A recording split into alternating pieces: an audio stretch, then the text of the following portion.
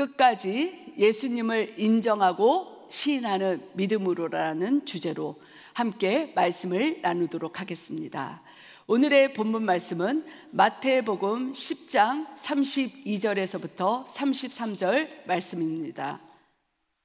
찾으셨으면 함께 합독하시겠습니다.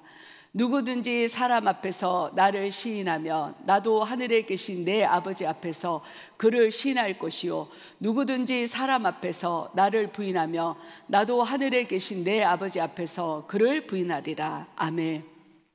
2015년 10월 1일 날 미국 오리건주에 있는 작은 칼리지에서 10명의 학생들이 이 총기에 사상을 당하고 그리고 20명의 부상을 입는 그런 사건이 있었습니다. 당시 26세였던 이 총격범은 수업 중에 있던 교실 안으로 들어가서 먼저 교수를 총으로 쏩니다. 그리고 학생들을 다 바닥에 엎드리게 한 후 한 사람씩 일으켜 세웠습니다. 그리고 던진 질문이 너는 기독교인이니? 이 질문이었습니다. 그리고 기독교인이라고 대답한 학생들한테는 너는 기독교인이니까 1초 후에 너의 신을 만나겠네? 하면서 가차없이 머리에 총을 발사해서 죽게 만듭니다. 이 미국을 떠들썩게 했던 이 사건의 범인이 현장에서 죽게 되므로 정확한 사건의 내막과 경위는 밝혀지지 않았습니다. 하지만 한 사람씩 일으켜 세워서 너는 기독교인이니? 물었다는 그것만으로도 이게 기독교에 대한 그런 어떤 반항심, 그리고 기독교인들이 이것을 통하여서 다시 한번 우리의 신앙의 정체성을 깨닫는 그런 이슈가 되었던 큰 사건이 되기도 했습니다. 저 또한 이 사건이 아주 오래전 사건임에도 불구하고 너무나도 큰 충격을 받았기 때문에 생생하게 기억을 하고 있습니다. 그 당시에 저희 자녀들이 미드스쿨과 하이스쿨에 다니고 있었습니다. 이 자녀들이 학교에서 수업하다가 이 사건을 학교를 통해서 듣게 되었어요. 얼마나 아이들이 놀랬겠어요. 그리고 집에 와서 아이들과 함께 이야기를 나누었습니다. 그때 저희 아들이 저에게 이런 질문을 했습니다. 엄마, 제가 만약에 그 자리에 있었다면 그 총격범이 던지는 말에 제가 어떻게 대답을 하길 원하세요? 이렇게 질문을 하는 것이었습니다. 저는요, 이 말을 듣고 순간 모든 것이 멈췄습니다. 왜냐하면 두 마음이 갈등을 했어요. 한 마음은 제가 크리스찬으로서 당연히 너는 기독교인이야, 이렇게 인정을 해야 돼, 이렇게 말을 해야 된다고 아들에게 이야기하고 싶었지만, 한편으로는 엄마 마음으로는 아들이 그 상황에서 죽게 된다는 거에 제가 차마 입으로 말을 할 수 없었습니다. 그런데 감사하게도 옆에 있던 딸들이 당연히 우리는 크리스찬이야, 나는 기독교인이야 말을 해야지, 이렇게 둘이서 이야기를 하는 것이었습니다. 저는 제 자신이 잠시 머무르던 그 상황에 참으로 엄마로서 또 크리스찬으로서 아이들 앞에 부끄러웠습니다. 그리고서 제가 우리 아들에게 반문으로 이제 질문을 했습니다. 반대로. 그러면 너는 어떻게 대답을 할 거야? 그랬더니 저희 아들이 너무나도 씩씩하게 이런 대답을 하는 거예요. 제가 그 상황이 닥치면 저는 물론 겁이 나겠죠. 하지만 저는 천국 갈 것을 알기 때문에 저는 나는 크리스찬이야, 나는 기독교인이야, 이렇게 말할 거예요. 이렇게 미들스쿨 아들이 대답을 하는 거예요. 저는요, 너무나도 저희 아이들이 자랑스러웠어요. 너무나도 기뻤어요. 하지만 한편으로 저도 모르게 눈물이 흐르는 거였어요. 왜냐하면 엄마이니까. 그리고 저는 우리 아이들에게 나는 너희들이 너무너무 자랑스러워, 너무너무 크리스찬으로서 기특하고 멋있어. 엄마도 너희에게 그런 상황이 너희 학교에 발생한다면 너희들은 나는 크리스찬이야, 이렇게 말하기를 원해. 하지만 나는 차마 그 말이 내 입으로 나오지 않았다. 그렇게 제가 아이들과 함께 이야기를 나누며 정말 이런 상황이 너무너무 가슴이 아팠던 그 기억이 있습니다. 초대교회 성도들이 신앙을 지키기 위하여서 정말 자신의 생명을 아끼지 아니하였던 그 믿음이 필요한 시대를 우리는 지금 살아가고 있습니다. 그리고 이 믿음의 고백은 앞으로도 계속 주님 오실 날까지 우리에게 계속 이어져야 된다는 것입니다. 성경 말씀 곳곳에 보면요, 이렇게 생명을 아끼지 아니하고 끝까지 예수님을 전했던 그런 인물들이 있습니다. 우리 오늘 말씀을 통하여서 이분들을 우리가 함께 나눠보고 이분들이 갔던 그 신앙의 길을 통하여서 우리가 다시 한번 나의 믿음을 결단하는 그런 시간을 갖기를 원합니다. 다 함께 마태복음 26장 35절 또 73절에서부터 75절 말씀 함께 합독하시겠습니다. 베드로가 이르되 내가 주와 함께 죽을지언정 주를 부인하지 않겠나이다 하고 모든 제자도 그와 같이 말하니라. 조금 후에 곁에 섰던 사람들이 나와 베드로에게 이르되 너도 진실로 그 도당이라. 내 말소리가 너를 표명한다 하거늘 그가 저주하며 맹세하여 이르되 나는 그 사람을 알지 못하는도다 하니 곧 닭이 울더라. 이에 베드로가 예수의 말씀에 닭 울기 전에 내가 3번 나를 부인하리라 하심이 생각을 나사 밖에 나가서 심히 통곡하니라. 아멘.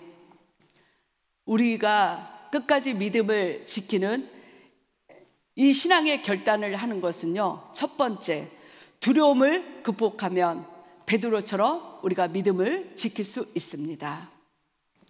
예수님께서 제자들에게 자신이 체포되고 고난당할 것을 예고하시면서 오늘 밤 너희가 나를 다 버릴 것이다, 이렇게 말씀하십니다.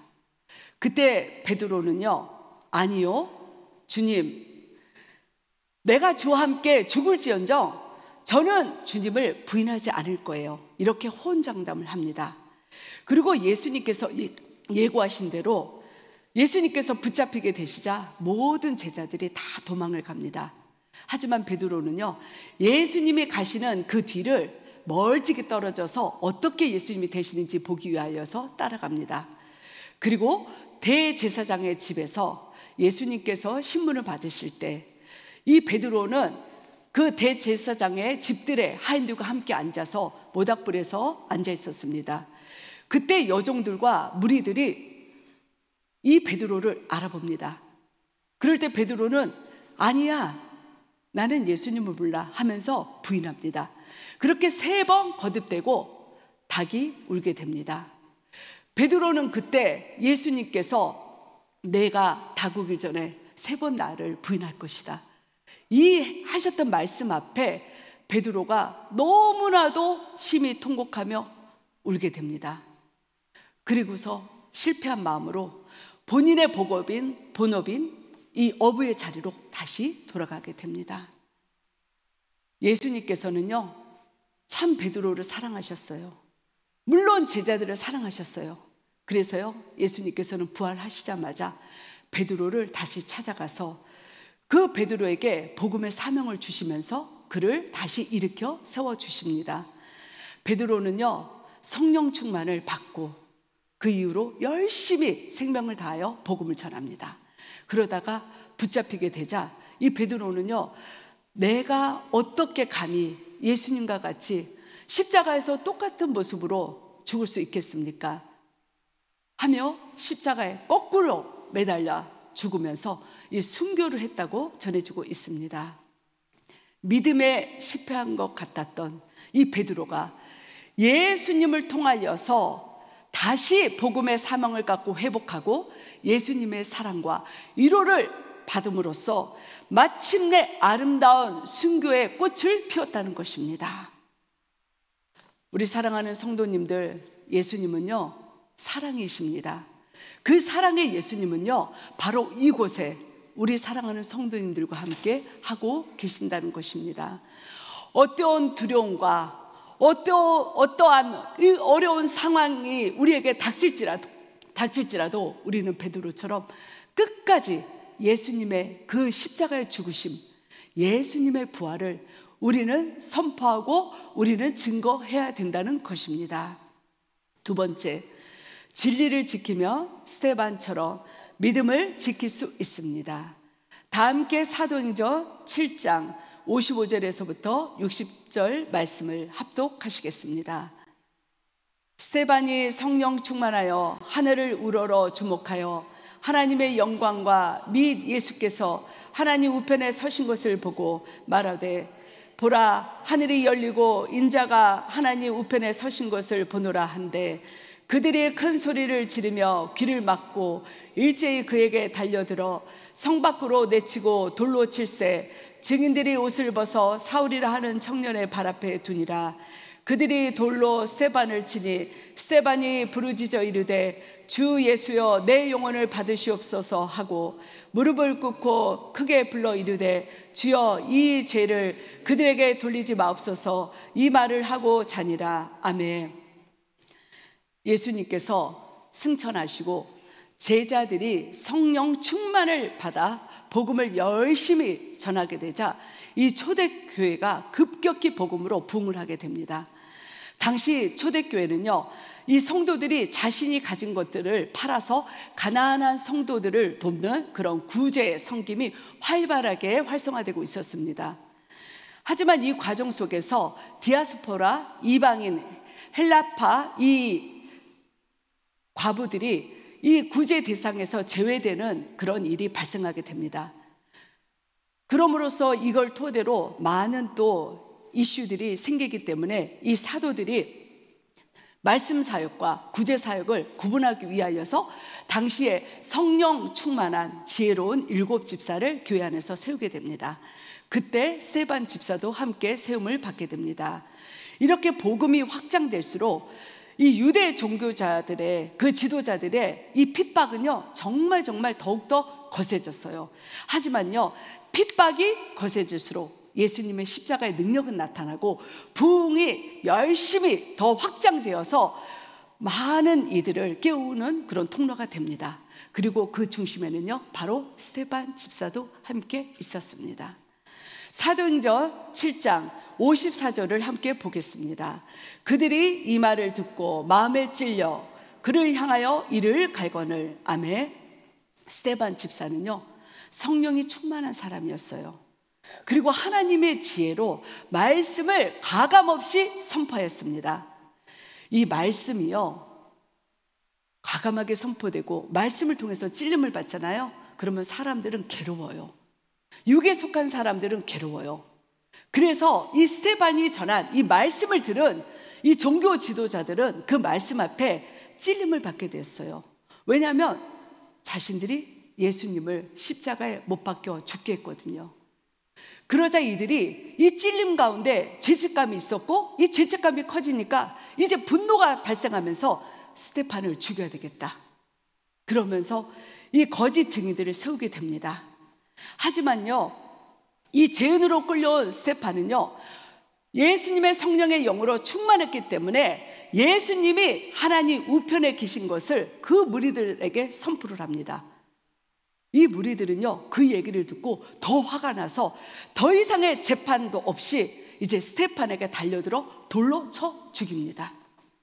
그리고요 이 스데반의 이 죽음의 현장에 함께하였던 목격 증인이 한 사람이 있었는데 바로 여러분들이 잘 아시는 이 사도 바울이었습니다. 이 바울 청년이 그 자리에 서서 이 모든 것들을 다 목격하게 됐다는 것입니다. 스데반의 순교는요 훗날 이 사울이 다메섹 도상에서 예수님을 만나면서 정말 변화되는 그런 능력의 역사들이 일어나는 그 복음의 씨앗이 되었기 때문에 이 하나님이 열심, 하나님의 복음에 대한 열정이 얼마나 놀라운지를 우리가 이걸 통하여 알 수 있다는 것이었습니다. 스데반은요 집사였어요. 하지만 그는 누구보다도 성령으로 충만한 사람이었고 정말 믿음으로 굳건히 섰던 사람이었다는 것입니다. 그리고 그 믿음은요, 담대히 복음을 선포할 수 있었고 어떤 불의와 절대 타협하지 않았고 끝까지 예수님을 부인하지 않았다는 것이었습니다. 복음은요, 주의 종만 전하는 것이 아니에요. 복음은요, 특별한 사명자, 은사자만 전하는 것이 아니라는 것입니다. 복음은 우리 모두가 마땅히 전해야 될 사명이 있고 의무가 있다는 것입니다. 이 시간에도 누군가는요, 스테판처럼 이 불의와 타협하지 않는 우리 성도님들의 모습을 보면서, 주의 종의 모습을 보면서 예수님을 알아간다는 것입니다. 예수님을 만난다는 것입니다. 예수님의 모습을 본다는 것입니다. 그렇기 때문에 우리는요, 스테판 집사처럼 끝까지 진리 안에 서서 믿음을 지켜내야만 된다는 것입니다. 우리 성도님들, 여러분들이 이런 굳건한 믿음을 지킬 때 이 진리 가운데 가만히 서서 끝까지 불의와 타협하지 않을 때 우리 성도님들이 가시는 곳곳마다, 머물렀던 곳곳마다 예수 그리스도의 향기가 아름답게 펼쳐져서 하나님의 때에 그곳에 아름다운 구원의 꽃들이, 복음의 꽃들이, 아름다운 귀한 선교의 그 신앙의 열매들이 맺혀지게 된다는 것입니다. 이 모든 역사가 우리 사랑하는 성도님들의 삶 가운데 우리 교회에서부터 일어나길 바랍니다. 할렐루야. 세 번째, 용기가 있으면 다니엘과 세 친구들처럼 믿음을 지킬 수 있습니다. 다 함께 다니엘서 3장 16절에서부터 18절 말씀을 합독하시겠습니다. 사드락과 메삭과 아벳느고가 왕에게 대답하여 이르되, 느부갓네살 왕이여, 우리가 이 일에 대하여 왕에게 대답할 필요가 없나이다. 왕이여, 우리가 섬기는 하나님이 계시다면 우리를 맹렬히 타는噴물불 가운데서 능히 건져내시고 왕의 손에서도 건져내시리이다. 아멘. 또 18절 함께 합독하시겠습니다. 그렇게 하지 아니하실지라도 왕이여, 우리가 왕의 신들을 섬기지도 아니하고 왕이 세우신 근심상에게 절하지도 아니할 줄을 아옵소서. 아멘. BC 605년에 바벨론이 예루살렘을 1차 침공합니다. 그럴 때 귀족들과 그 유대 백성들의 일부를 포로로 잡아갑니다. 이 자리에 다니엘과 세 친구도 포로로 끌려가게 됩니다. 바벨론은요, 당시 이 포로로 끌려간 사람들 중에 이 유다 출신의 이 귀족들, 그리고 아주 유능하고 총명한 그런 젊은 소년들을 따로 뽑았습니다. 그래서 그들을 따로 교육을 시켜서 자기 나라의 일꾼으로 세우려는 그런 정책을 펼치고 있었습니다. 물론 다니엘과 세 친구도 아주 총명했기 때문에 그 자리에 선택이 됩니다. 그리고 이 뽑힌 자들은요, 이 과정 속에서 왕이 주는 진수성찬을 먹어야 됐고요, 그리고 바벨론식으로 이름을 개명해야 됐습니다. 그리고 바벨론의 문화와 가치를 배워야만 했습니다. 하지만 다니엘과 세 친구들은요, 이 자신은 하나님의 영으로 하나님이 임재하는 거룩한 몸이기 때문에 바벨론의 그 부정한 음식들, 왕이 준 음식들을 우리가 먹을 수 없다는 것을 이 신앙 안에서 결단을 했습니다. 이들의 결단은요, 단순한 음식을 먹고 안 먹고의 차이가 아니었습니다. 자신들의 믿음을 지키고 나의 신앙을 지키기 위한 믿음의 결단이었다는 것입니다. 그리고 왕의 명령으로부터 이 금신상에 절하지 않는 자들은 풀무불에 던지겠다는 그런 명령이 있음에도 불구하고 이들은요, 결코 절하지 않았습니다.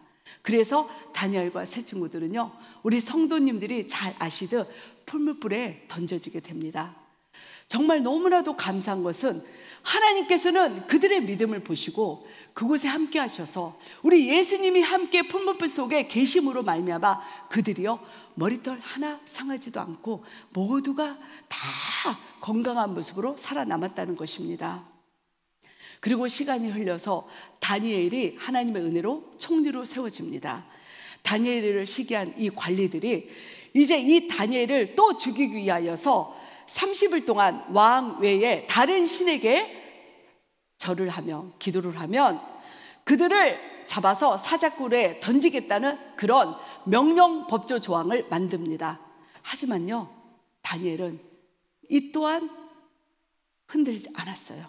그리고 본인이 항상 했던 것처럼 예루살렘을 향하여서 하루에 3번씩 하나님께 기도를 했다는 것입니다. 얼마나 대단한 믿음의 고백입니까? 그리고 그는요, 사자굴에 던져지게 됩니다. 이번에도 하나님께서는요, 이 사자의 입을 봉하셔서 이 다니엘을 지켜주셨다는 것입니다. 그리고요, 감사하게도 이 왕이 4번이나 바뀌는 그 정치적인 상황 속에서도 이 총리로 계속 쓰임을 받았다는 것입니다. 다니엘과 세 친구는요, 정말 용기 있는 믿음의 신실한 사람이었다는 것입니다. 그들은 죽음 앞에서도 끝까지 신앙을 지켰고 하나님과 함께 했기 때문에 이방 나라에서도 그들이 하나님의 살아계심을 나타냈고 하나님의 영광을 돌렸다는 것입니다. 얼마나 감사합니까? 우리 다 함께 마태복음 10장 32절에서부터 33절 말씀을 합독하시겠습니다. 누구든지 사람 앞에서 나를 시인하면 나도 하늘에 계신 내 아버지 앞에서 그를 시인할 것이요, 누구든지 사람 앞에서 나를 부인하며 나도 하늘에 계신 내 아버지 앞에서 그를 부인하리라. 아멘. 만약 우리 성도님들에게 예수님을 부인해야 된다는 그런 상황이 생긴다면 세상과 타협해서 나의 정체성을, 나의 신앙의 정체성을 부인해야 된다는 상황이 생긴다면 우리 성도님들은 어떻게 하시겠습니까? 그리고 내 남편이, 내 아내가, 내 자녀가 이런 상황이 생긴다면 우리 여러분들은 어떻게 하라고 이야기를 해주고 싶습니까? 내가 크리스찬이라는 사실이 내가 운영하고 있는 그 사업장, 비즈니스에 영향이 갈까봐 내가 크리스찬이라는 사실을 숨기고, 때로는 내가 직장 생활을 하는데 내가 때로는 사람과의 관계에서 내가 크리스찬이라고 고백하며 사람들의 시선이 어떻게 나에게 올지, 사람들이 나를 어떻게 바라볼지, 혹시 뒤에서 비난을 하지 않을지, 우리 성도님들 혹시 그런 환경 속에서 나의 정체성을 숨기고 내가 크리스찬이라는 것을 우리가 잠잠히 비밀로 하고 있지는 않습니까? 예수님께서는요, 우리 성도님들을 십자가 앞에서 부인하지 않으셨어요. 결단코 부인하지 않으셨습니다. 많은 크리스찬들이 주일날에는 교회에 가며 각자의 목소리를 내기 바쁘고 각자 분주하게 움직이기를 바쁘는데 다시 일상으로 돌아가며 너무나도 조용히, 너무나도 잠잠히 우리의 신앙의 정체성을 그냥 세상에 묻어두고 우리가 지낸다는 것입니다. 믿음의 선진들은요, 자신들의 생명을 다하여서 예수님의 이름을 선포했습니다. 그 믿음의 선진들이 선포했던 그 예수 그리스도의 이름이 다시 한번 우리들의 입술에서, 우리들의 삶 속에서, 우리들의 사업장과 우리들의 직장에서, 우리의 학교에서 선포되어지고 다시 한번 회복되어지는 은혜가 있기를 바랍니다. 그리고요, 우리들의 이 아름다운 선포를 통하여서 온 열방에 지금 피어있는 그 수많은 순교자님들이 피웠던 그 아름다운 순교의 꽃들이 정말 영원히 지지 않도록 우리가 다시 한번 예수 그리스도의 이름, 예수 그리스도의 능력, 예수 그리스도의 십자가가 우리를 통하여 다시 한번 증거되는 은혜가 있기를 바랍니다. 우리 사랑하는 필라행복한 교회 성도님들, 함께 우리 선포해 볼까요? 가슴에 손을 얹길 바랍니다. 나는 크리스찬입니다. 나는 크리스찬입니다. 나는 예수님을 믿습니다. 나는 예수님을 믿습니다. 나는 예수님을 사랑합니다. 나는 예수님을 사랑합니다. 할렐루야. 이 고백이 우리들의 삶 속에서 우리 성도님들을 통하여서 우리의 직장과 사업장으로 온 열방을 향해 퍼져나가기를 고백합니다. 할렐루야. 이 시간에 함께 기도하시겠습니다. 할렐루야. 우리 예수님은 이 부족한 저희들을 위하여서 십자가를 부인하지 않으셨는데, 우리들은 세상에 나가서 너무나도 아버지 예수님을 드러내지 않고, 우리가 우리 예수님이 가신 그 십자가의 능력을 우리가 너무나도 아버지 주여 선포하지 않고 있습니다. 하나님 용서하여 주시옵소서. 이제는 우리가 믿음의 선진들이 가셨던 그 십자가의 능력을 우리가 우리의 삶 속에서 선포하고 우리 예수님을 증거할 수 있는 저희들이 되게 하여 주시옵소서. 주님 감사하며 예수 그리스도의 이름으로 기도드렸습니다. 아멘.